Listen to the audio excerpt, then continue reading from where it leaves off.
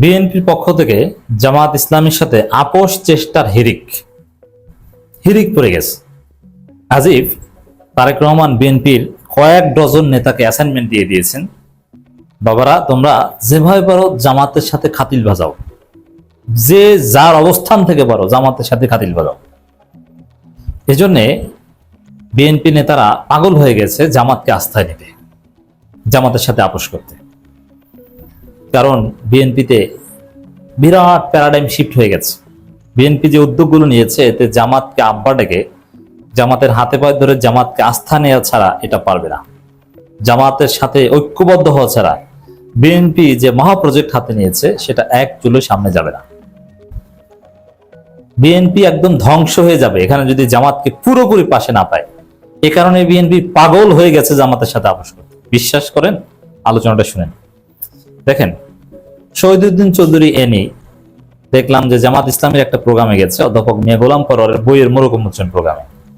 সেখানে যে বক্তব্যগুলো দিলেন এবং বক্তব্যের ক্লিপস গুলো নিয়ে বিভিন্ন গণমাধ্যম বিভিন্ন শিরোনাম করছে যে আমি আল্লামা সাইদির ভক্ত ছিলাম, কাদের মোল্লা কই মাছ খেতেন, একদম কাটা সহ খেয়ে ফেলতেন, ডাক্তার শফিকুর রহমান ছিল আমাদের জেলখানার ইমাম। মানে আপনি দেখেছেন কোনোদিন যে বাংলাদেশে সরকারি দল এবং বিরোধী দল, অতীতে তো সরকারি দল বিরোধী দল আওয়ামী লীগ বিএনপি থেকেছে, এরকম বিরোধী দলের প্রোগ্রামে সরকারি দলের মন্ত্রী যান যে ভূয়সী প্রশংসা করেন যে আমি আপনারা এক এক ভাই। শহীদুদ্দিন চৌধুরী এনির বক্তব্যে মনে হয়েছে যে জামাতের সাথে জোট থাকা অবস্থায় জামাতের সাথে যে সম্পর্ক ছিল তার চাইতে তো এখন আরো ভালো সম্পর্ক জামাতের সাথে। দেখেন, অতীতের এই স্মৃতি কখন রোমাঞ্চস্ত করা হয়? যখন সামনে সুসম্পর্ক দরকার হয়। আর যদি সামনে শত্রুতা দরকার হয় তাহলে অতীতের সুন্দর স্মৃতিকে আরো স্কিপ করা হয়।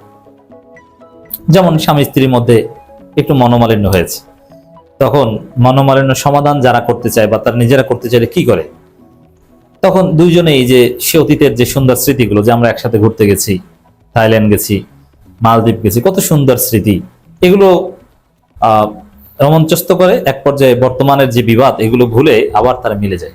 এটাই সায়েন্স। কিন্তু যদি চিন্তাই থাকে যে না ওকে তালাক দিব অথবা স্বামীকে ডিভোর্স দিব, তাহলে অতীতে ভালো কিছুর কথা বলা হয় না, তখন সামনে আনা হয় তুই আমারে 5 বছর আগে খোটা দিছিলি, তুই আমাকে 6 বছর আগে ধাক্কা দিছিলি, তুই আমারে ভাত দাও না আমি না খেয়ে ঘুমিয়েছিলাম, তখন কিন্তু আলোচনায় আসে এগুলো। এখন শহীদুদ্দিন চৌধুরী এনি জামাত ইসলামীর প্রোগ্রামে গেলেন দাওয়াতে, যাওয়ার পরে গোলাম পরোয়ার বইয়ের মোড়ক উন্মোচন, সেখানে নানান বিষয়ে বক্তব্য দিয়ে তিনি চলে আসতে পারতেন, কিন্তু জামাতের সাথে সুন্দর সুসম্পর্ক সে স্মৃতি রোমাঞ্চস্ত করলেন কেন? এটা তো এড়িয়েও যাওয়া যেত।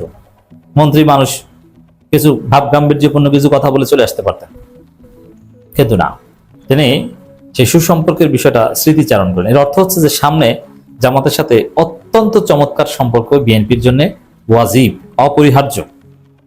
কেন এ কারণে হিরিক। এই যে শহীদুদ্দিন চৌধুরী এনি চেষ্টা করছেন জামাতের সাথে খুব সুন্দর সম্পর্ক বা যতটুকু দূরত্ব তৈরি হয়েছে সেটা মেকআপ করতে।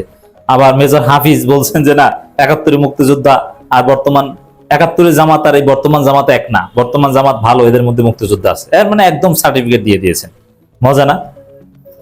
তারপরে এহসানুল হক মিলন তিনি বলছেন যে না আসলে আমাদেরকে ঐক্যবদ্ধ হতে হবে, সামনে আমাদের এগিয়ে যেতে হবে, মানে ভেদাভেদ বলে এগিয়ে যাওয়ার কথা বলছেন।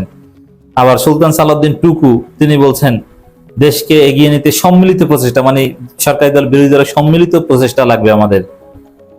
আবার নানা জুলাই সনদ বাস্তবায়ন করবই করব মুক্তিযুদ্ধ মন্ত্রী বলছেন। মানে চারদিকে জামাতের সাথে আপোষ চেষ্টা হিরিক, এক কথায় যদি বলি। কেন? দেখেন, জামাত কি জিনিস এটা পুরো জাতি টের পাচ্ছে, এটা একটা সিগনিফিকেন্ট বিষয়। জামাতের যে ফরেন পলিসি, জামাতের যে অবস্থান, বিএনপি যে সেই লাইনে আসতে বাধ্য হয়েছে। বিএনপি ভারত এবং আমেরিকা লাইনে ছিল, গোপন চুক্তি করেছে, কিন্তু ভারত আমেরিকা লাইনে বিএনপি থাকতে পারলো না। জামাতের যে চীন লাইন সেই লাইনে আসতে বাধ্য হয়েছে, কারণ আমেরিকা চারানাও দিতে পারছে না, আর ভারত যা শুরু করছে, ভারতের ওইভাবে দালালি করে টেকা, মানে ভারতের কথা হচ্ছে তারা আওয়ামী লীগকে গুছিয়ে দিবে, কিন্তু এইটা বিএনপির পক্ষে নেওয়া সম্ভব না। এজন্য হিসাব নিকাশ উল্টে গেছে। এখন পদ্মা ব্যারেজ প্রকল্প অনুমোদন করেছে বিএনপি সরকার। এই পদ্মা ব্যারেজ প্রকল্প একনেকে পাশ হয়েছে এবং বাংলাদেশের ইতিহাসে অন্যতম বড় মেগা প্রজেক্ট হবে এটা, পদ্মা সেতুর মতোই। এবং তিস্তা প্রজেক্টও চীনকে দিয়ে দিবে, খুব শীঘ্র কাজ শুরু করবে। নীলফামারীর বিমান ঘাঁটি চীনের অর্থায়ন হতে পারে, নীলফামারী বা কুড়িগ্রাম দুই জায়গার এক জায়গায়। নীলফামারীতেই ঠাকুরগাঁও বিমানবন্দরও চালু হতে পারে, সেখানেও চীনের অর্থায়ন। আবার বগুড়া আন্তর্জাতিক বিমানবন্দর করবে, সেখানেও চীনের অর্থায়নে করা হবে। মানে পুরো 7 সিস্টার, শিলিগুড়ি করিডোর থেকে শুরু করে আরো যা আছে সব জায়গায় চীনকে দিয়ে বাংলাদেশ ঘেরাও দেবে, ভারতের মাথা খারাপ করে দিবে। ওদিকে পাকিস্তানের স্বরাষ্ট্রমন্ত্রী বাংলাদেশে এসেছেন, কিছু চুক্তি হয়ে গেছে, অথচ পাকিস্তানের স্বরাষ্ট্রমন্ত্রী কোনো কাজ বাংলাদেশে থাকার কথা না, থাকার কথা পাকিস্তানের পররাষ্ট্রমন্ত্রী, কিন্তু এসেছেন, হয়েছে রিয়ালিটি। বিশেষ করে এই যে পদ্মা ব্যারেজ, এই পদ্মা ব্যারেজ প্রকল্প, এটা ভারতকে ক্ষুব্ধ করেছে। এমনকি বিএনপি সরকার স্পষ্ট করে বলে যে ভারতের সাথে আলোচনা করার কিছুই নাই, এটা বাংলাদেশের স্বার্থে করা হয়েছে। হুইজ ভারতকে চিনেই না, এরকম একটা অবস্থা। এই তিস্তা প্রজেক্ট যদি বাস্তবায়ন করাতে চায় চীনের মাধ্যমে, এবং পদ্মা ব্যারেজ যদি বিএনপি সরকার করতে চায়, যেখানে পাকিস্তানের কিন্তু রেলেভেন্স আছে, এই পদ্মা ব্যারেজের সমীক্ষার সাথে পাকিস্তান জড়িত, পাকিস্তান অস্ট্রেলিয়া এরা মিলে সমীক্ষা করে দিয়েছিল, ফিজিবিলিটি স্টাডি করে দিয়েছিল, অনেক কিছু। বিরাট একটা প্রজেক্ট এটা বাংলাদেশের জন্য।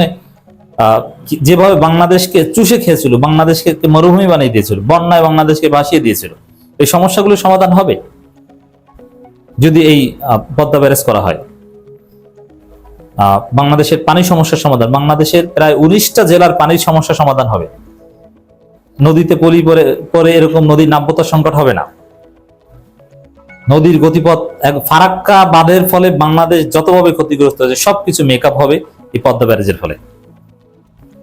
আর পদ্মা ব্যারেজ এবং তিস্তা প্রজেক্ট, এই দুইটা করতে পারলে ভারতের সমস্ত চালাকি শেষ হয়ে যাবে। বাংলাদেশে ওইরকম ভারতের পানির ঢলে বন্যাও হবে না, আর শুকনো মৌসুমে পানির অভাবে কৃষকদের কষ্ট করতে হবে না, এবং লঞ্চ টঞ্চ চলতে পারবে না, এরকম হবে না। একসময় বাংলাদেশে প্রচুর লঞ্চ চলতো, ব্যবসা বাণিজ্যের একটা ব্যাপক গতিশীলতা হবে। খুলনা থেকে সদরঘাট লঞ্চ আসতো, বরিশালের বিভিন্ন জায়গায় লঞ্চ যেত, এখন যেতে পারে না। অথচ নদীপথে ব্যবসা বাণিজ্যের একটা আসল হাব, এগুলো সব আবার আগের মতো গতিশীল হবে। ভারতের মাথা খারাপ হয়ে যাবে। এগুলো করতে গেলে ভারত প্রচন্ড ষড়যন্ত্র করবে বাংলাদেশের বিরুদ্ধে, ভারত এটা সহ্য করবে না, আর এটা বিএনপিকে মোকাবেলা করতে হবে। আর এটা মোকাবেলা করতে হলে জামাতকে লাগবে, কারণ বিরোধী দল যদি সরকারকে সহযোগিতা না করে তাহলে এক মুহূর্তের জন্য বিএনপিকে টিকে থাকা সম্ভব নয়। যদি জামাত বলে যে না ঠিক আছে, বিএনপিকে আমাদের হটাতে হবে, বিএনপি আমাদের সাথে এই করছে সেই করছে, জামাত যদি ভারতের সাথে হাত মিলায় বিএনপি টিকতেই পারবে না। কিন্তু সরকারি দল বিরোধী দল ঐক্যবদ্ধ থাকলে ভারত কিছু করতে পারবে না। এই জন্য জামাতকে ভারতের জন্য, বিএনপির জন্য ওয়াজিব। এই জন্য জামাতের সাথে আপোষ চেষ্টার, ঐক্য চেষ্টার হেরিক আমরা লক্ষ্য করছি।